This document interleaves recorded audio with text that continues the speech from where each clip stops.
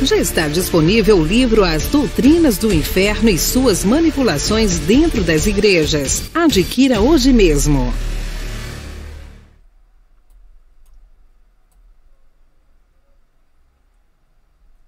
Olá, abençoados! Graça e paz! Bem-vindos ao canal da Graça Pura. Me chamo André Pimentel. Se inscreve no nosso canal. Toca aí esse sininho para que o YouTube te avise para te mandar mais mensagens. Vamos aí a mensagem de hoje, no qual eu vou estar apresentando para vocês 10 provas bíblicas e históricas que não haverá arrebatamento. Então vamos ver essas 10 provas. Vem para a graça que eu te explico. Interrompemos nossa programação para trazer um anúncio muito especial. Participe do pré-lançamento do nosso livro Apocalipse Comentário Preterista Completo. Os primeiros 100 irmãos que adquirirem nosso livro, além de serem os primeiros a lerem essa obra, receberão o livro com uma dedicatória especial. E ainda terão seus nomes nas páginas de agradecimento aos promotores da graça no Brasil. Entre em contato pelo nosso WhatsApp 21 97987 4668. Agora é a hora da palavra. Vamos, amados irmãos, vamos lá, vamos correr, vamos nessa. Vamos então ao texto onde informa sobre esse suposto arrebatamento que a igreja tradicional prega e ensina e que se trata da vinda de Jesus. Vamos lá. Vamos ver primeiro em Mateus, depois em Lucas. Mateus capítulo 24, versículos 40 a 41, que diz assim: Então, estando dois no campo, será levado. Aí essa palavra levado, aí eu botei o significado dela em grego, é paralambanó. Será levado um e deixado o outro. Estando duas moendo no moinho, será levada uma e deixada a outra. Vocês notem que está aí a mesma palavra em grego. Agora vamos ver em Lucas capítulo 17, versículo 34 a 36. Diz o texto: Digo-vos que naquela noite estarão dois numa cama, um será tomado, novamente aparece a palavra, e outro será deixado. Duas estarão juntas moendo, uma será tomada e a outra será deixada. Dois estarão no campo, um será tomado e o outro será deixado. Então, meus amados irmãos, o que nós estamos lendo aí é que diz o texto que um será tomado e o outro será deixado para trás. Inclusive tem uma série aí, que é um filme do sistema religioso que trata dessa coisa aí, desse arrebatamento aí que eles pregam. Agora vamos analisar essa palavra levado, né, ou tomado do texto aí em grego, e o que ele quer dizer. Está ali a palavra, tá, original, ela é um verbo, ela se lê paralambanó, tá, paralambanó. Definição é tomar agressivamente, tomar algo agressivamente. E o seu uso é quando levo comigo, estou levando comigo. Então, tomado e levado significa isso aí. Então, estes são os textos principais que o sistema religioso aplica para dizer que haverá um arrebatamento secreto. Bom, meus amados irmãos, se eu fosse parar aqui agora, sem dar satisfações contextuais a vocês, é claro que eu poderia te induzir a acreditar que esta passagem está se tratando de um arrebatamento em que Jesus virá e levará a sua igreja. É esse o contexto que eles pegam. Eles pegam essa palavra linkada nessa ideia futurista e eles vão o quê? Para frente. Eles pegam o contexto de Jesus, Mateus capítulo 24, versículo 36, onde diz que nem o dia nem a hora o Pai, ninguém sabe, somente o Pai que está no céu. Todo esse contexto fora daqueles dias e trazem para os dias de hoje, e ali eles aplicam a filosofia. Eles primeiro aplicam o entendimento que eles têm hoje para depois ir na palavra. E aí começam as pessoas a ser induzidas a crer nisto. Induzidas e sem defesa. Só que se você observar bem os textos que nós acabamos de ler, não é isso que está falando. Em algum momento você viu um arrebatamento ali? Vocês estão notando, abençoado? A primeira coisa que eu preciso ter em mente ao analisar esse texto é que cada palavra na Bíblia, não somente desse texto, tá bom, queridos? Cada palavra na Bíblia, ela tem um contexto. Logo, é necessário entender o contexto sob a perspectiva de quem estava falando, de quem estava escrevendo e de quem estava ouvindo. Eu preciso saber por que foi escrito, para quem foi escrito, por que foi escrito. Isso são definições para uma boa exegese. Aqui Jesus estava falando que o templo seria derrubado. Se vocês forem ver em Mateus 24, versículo 3 ou versículo 2, Jesus falou, até mesmo antes no capítulo 23, Jesus vem falando sobre um juízo que viria sobre Israel. E no capítulo 24, esse juízo seria culminante na derrubada do templo. Então, para aquelas pessoas que ouviram Jesus falar isso tinha um sentido todo especial.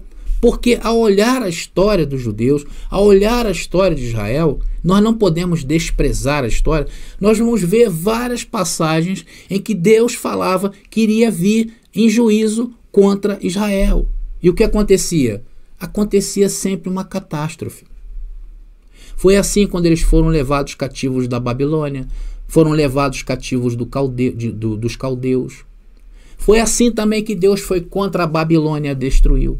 Foi assim que Deus também veio contra o Egito e destruiu. Então, para eles, era algo muito sério. E ainda mais falando de templo. Jesus não falou uma palavrinha que as pessoas não entenderam e que hoje o sistema religioso, ela simplesmente passou por cima desse detalhe do templo e o que ele representava naqueles dias. Então, o cristianismo tradicional analisou esses textos que nós estamos lendo e esqueceram desse contexto. E ainda colocou esses textos como um arrebatamento secreto das denominações. Porque quem está fora desse sistema aí, os dois grandes sistemas, católico e protestante, ou evangélicos, estão fora desse arrebatamento. Se você não tiver na igreja lá de Santo Antônio, se você não tiver vínculos, ser membro da Assembleia de Deus, da Metodista, da Igreja de Aparecida, você está fora disso aí. Está entendendo? Eles conseguiram criar um monopólio sobre essas coisas. E ainda não examinaram o contexto. Mas nós, analisando o contexto, nós podemos resolver esse erro teológico. Somente analisando o quê? A tradução dessa palavra.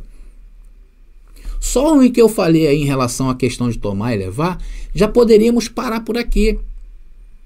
Meus queridos, era muito comum naqueles dias de Jesus, né, serem usados essas terminologias, né, para expressar uma morte, por exemplo. Né? Quando dizia, fulano foi tomado, cicrano foi, o Senhor tomou para si. Isso naqueles dias e também nos dias de hoje. Quantas vezes a gente não ouve falar essas expressões, sim ou não? Poxa, a Maria nos deixou. Não é verdade? A gente não usa isso para se referir à morte de uma pessoa.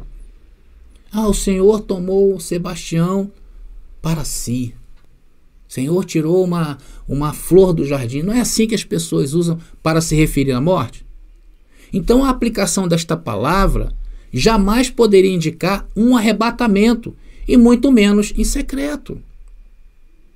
E dentro desse contexto do Sermão das Oliveiras, o Senhor Jesus usou essas expressões para afirmar que no dia do juízo final, muitos seriam salvos da morte e outros seriam deixados. Era isso que o Senhor tinha em mente quando falou aquilo ali. E isso aconteceu quando? Quando Jerusalém foi invadida pelo exército romano no ano 70 depois de Cristo.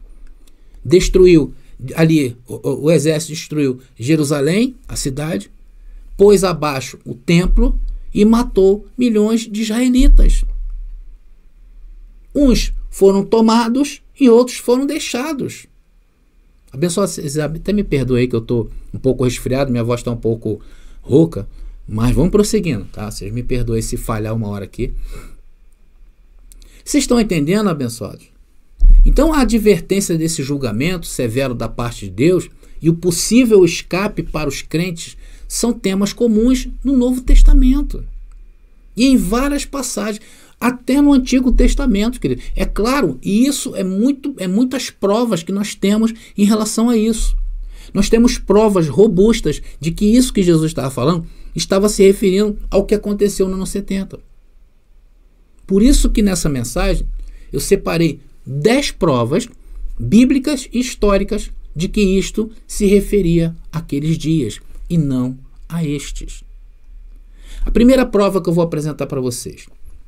Os textos que nós usamos lá em Mateus capítulo 24, versículo 40 e 41, e Lucas capítulo 17, versículo 34 ao 36, nenhum deles dá prova contundente que isso se refere a um acontecimento para o futuro como o de hoje. Logo, nós poderíamos encerrar o assunto aqui. Não está falando nada de arrebatamento ali, queridos. Vocês estão entendendo quando a gente passa a lupa e passa a entender e sabe do contexto que nós estamos lendo? Não existe essa possibilidade de futurizar isso? Não há como, queridos. Essa é a primeira prova. Só aí já bastaria. Mas vamos à segunda prova. O contexto seria em Mateus capítulo 24, tá? Esse é o contexto, do verso 1 ao verso 50, que se trata do capítulo anterior. Vocês leiam, tá bom, queridos? Para não acharem, pô, o André está falando demais. Não é, leiam o contexto. Lucas capítulo 17, do versículo 20 ao 37, depois vocês leiam também.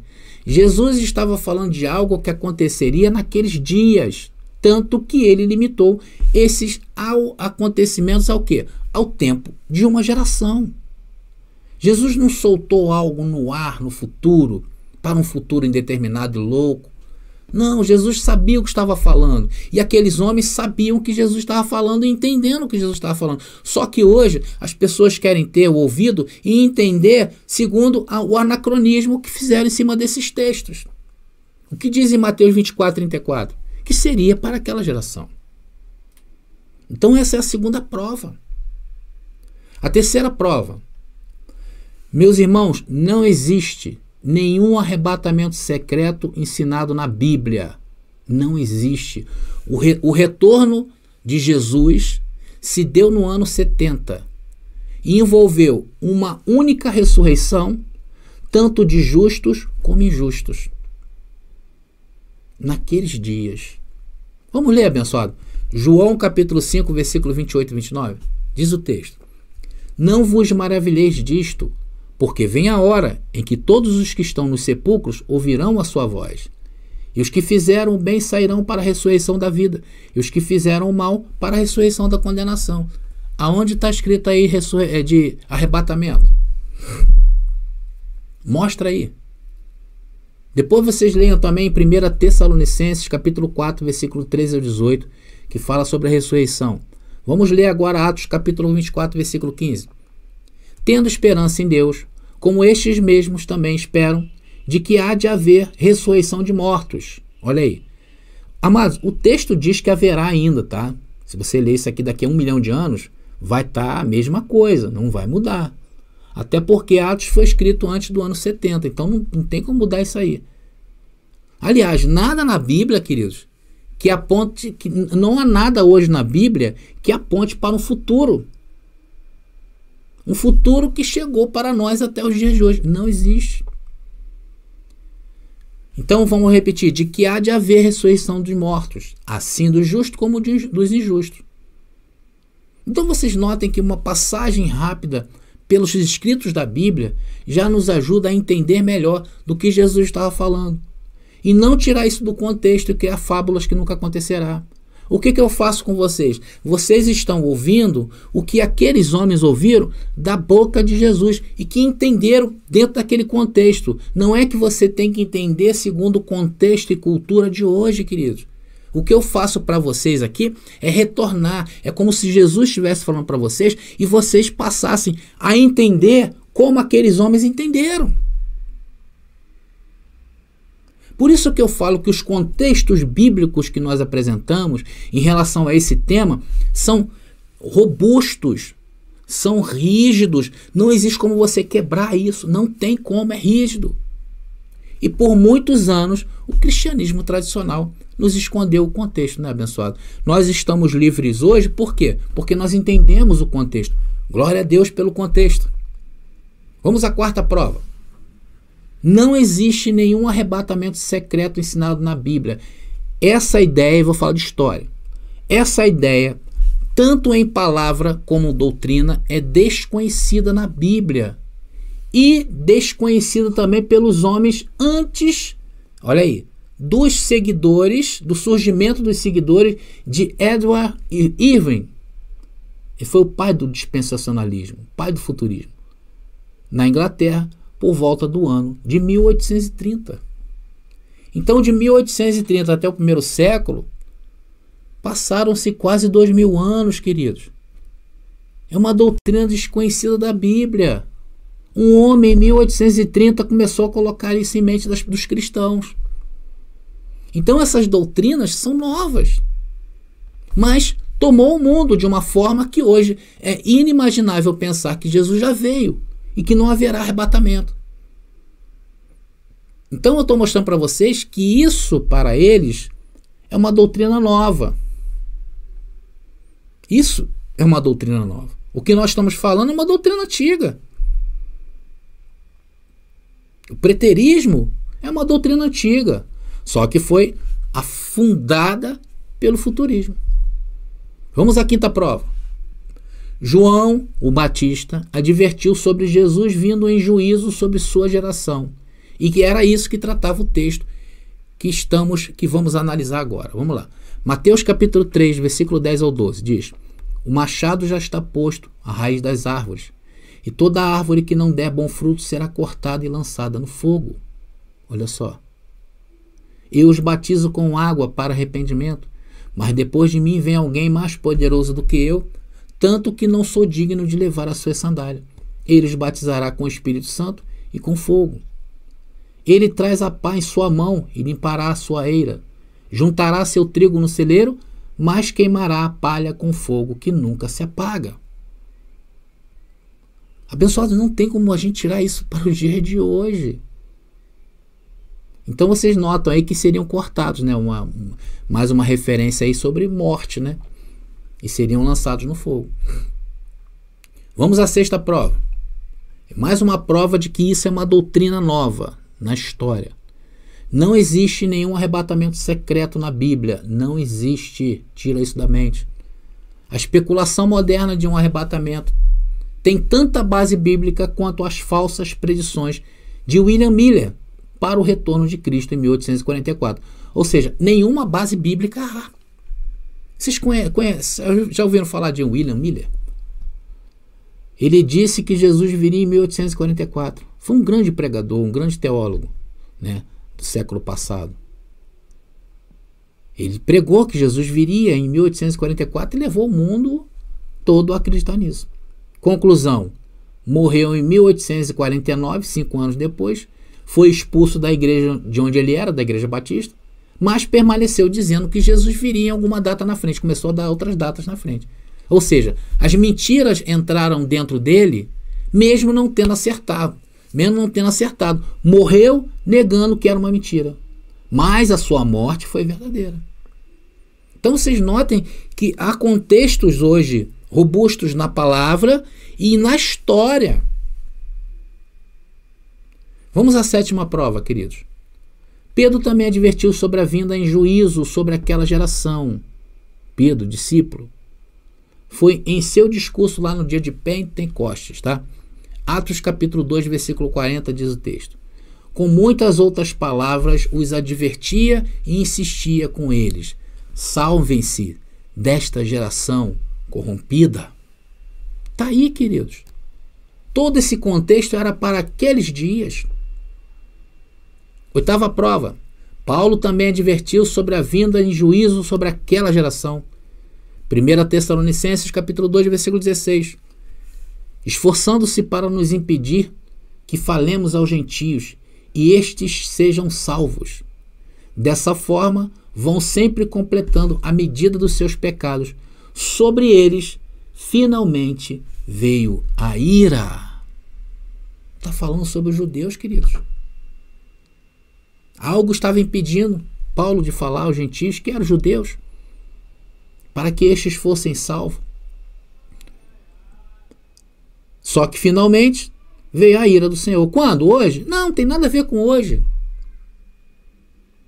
Eu não estou falando que essa geração de hoje não é uma geração também perversa. É, da mesma maneira. Só que para efeito de Bíblia, nós não podemos descontextualizar isso. Esse é o fato. Vamos a mais uma prova, Hebreus 10, 25, que o sistema adora usar, né? Diz o texto: não deixemos de reunirmos como igreja, segundo o costume de alguns, porque naqueles dias as pessoas elas se afastavam. Paulo falava muito sobre isso. Gente, não se afaste, gente, guarda isso que eu tenho dito a vocês, porque o tempo é difícil, porque a hora vem, está chegando o juízo, daqui a pouco vai chegar e vai pegar vocês aí. Então, ali Paulo falava que era necessário encorajamento àquele tipo de reunião. Hoje nós encorajamos os irmãos a outro tipo de reunião. Hoje nós nos reunimos para celebrar o que já foi feito por nós. Essa é a grande diferença. Naqueles dias não. Naqueles dias o dia estava chegando. E Paulo fala sobre isso, né? Olha lá. Ainda mais quando vocês veem que se aproxima o dia. O dia de quê? O dia do Senhor. E aconteceu? Aconteceu. Vamos à nona prova. O contexto preciso é o exemplo de um julgamento do Antigo Testamento que pegou os homens desprevenidos. Logo, este juízo jamais pode ser aplicado sem esse contexto do Antigo Testamento. E quando você vai para o Antigo Testamento, aí é que acaba mesmo toda posição em relação à questão que isso aí não foi cumprido naqueles dias.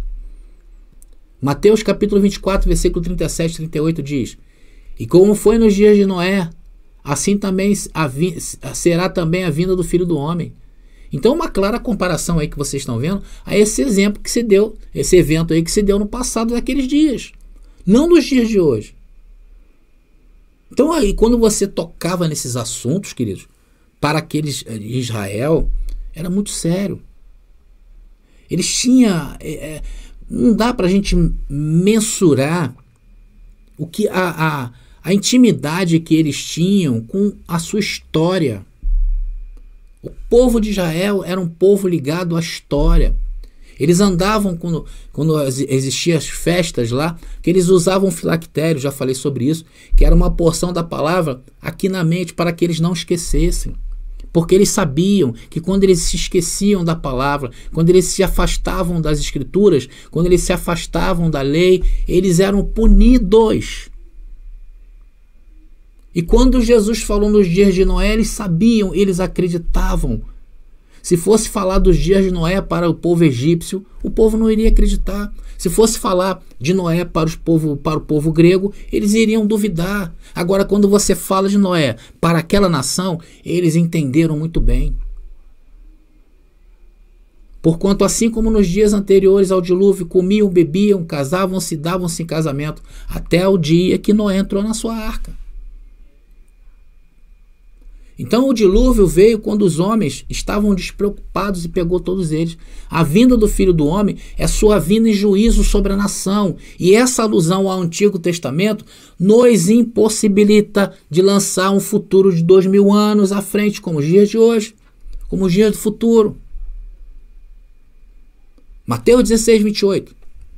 Em verdade vos digo que alguns dos que aqui estão, Jesus falando para aquelas pessoas, que não provarão a morte, até que vejam vir o Filho do Homem no seu reino.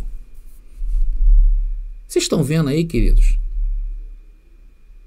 Uma rápida passada. Vamos para a 10ª. E, finalmente, a última, o discípulo Tiago também falou, advertiu aqueles sobre a vinda de Jesus, em juízo sobre aquela geração.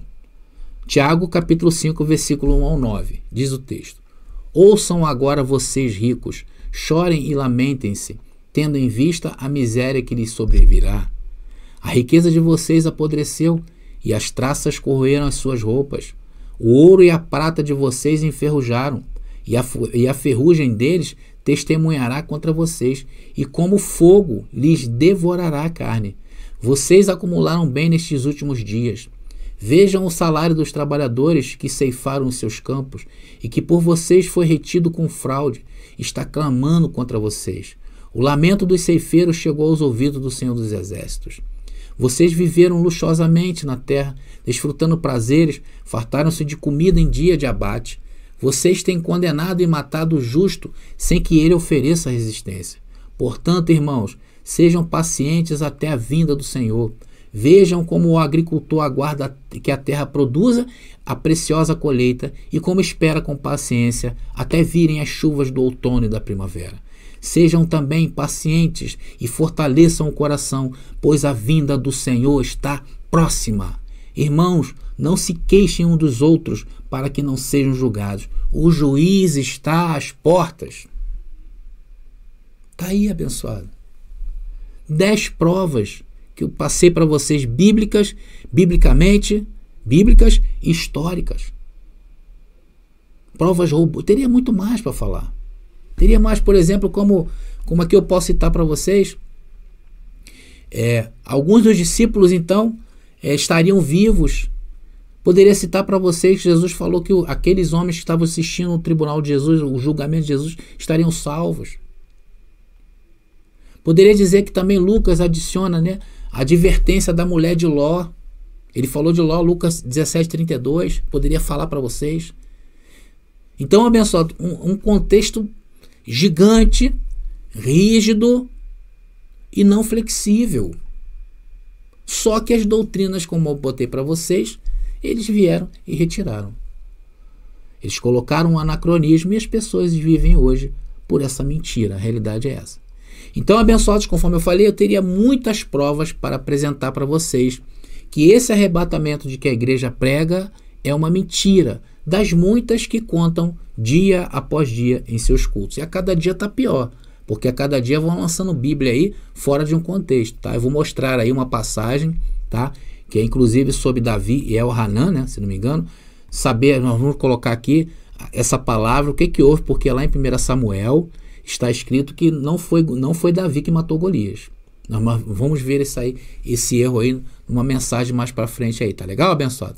Então aí, eles estão enganando milhões de pessoas ao redor do mundo e é isso que eles fazem. E é muito simples fazer isso. É só esconder deles o contexto.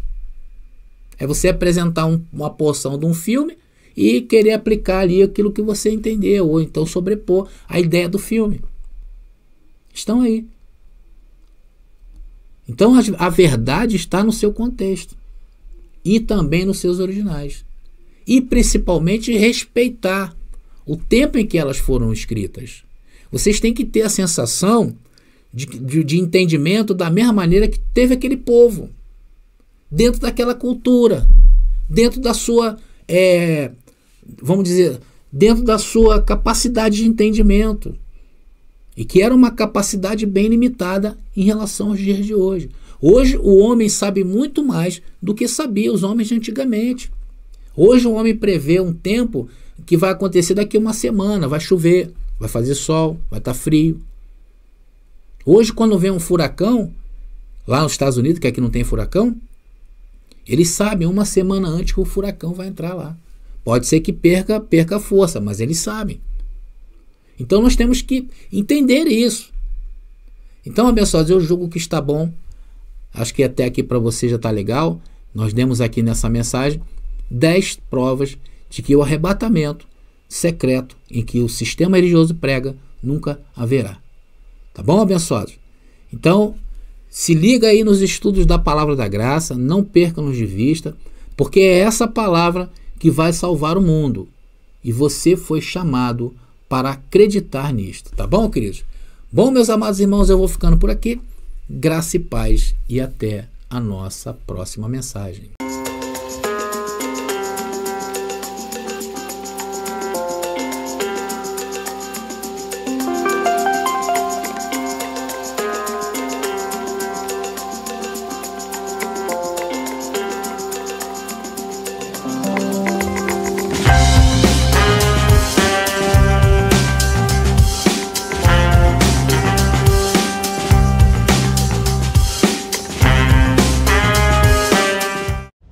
Você pediu nossos estudos em apostilas? Já chegaram e estão disponíveis. Elas estão divididas em 10 temas com referências, esboços e comentários. Ideal para quem quer ensinar em família, em reuniões ou mesmo para quem deseja abrir um canal no YouTube. Faça contato agora mesmo pelo nosso WhatsApp 21 979 87 46 68 21 979 87 4668. Nossas apostilas foram feitas para você ensinar com qualidade e harmonia com a palavra. Já está disponível o livro As Doutrinas do Inferno e Suas Manipulações Dentro das Igrejas. Adquira hoje mesmo.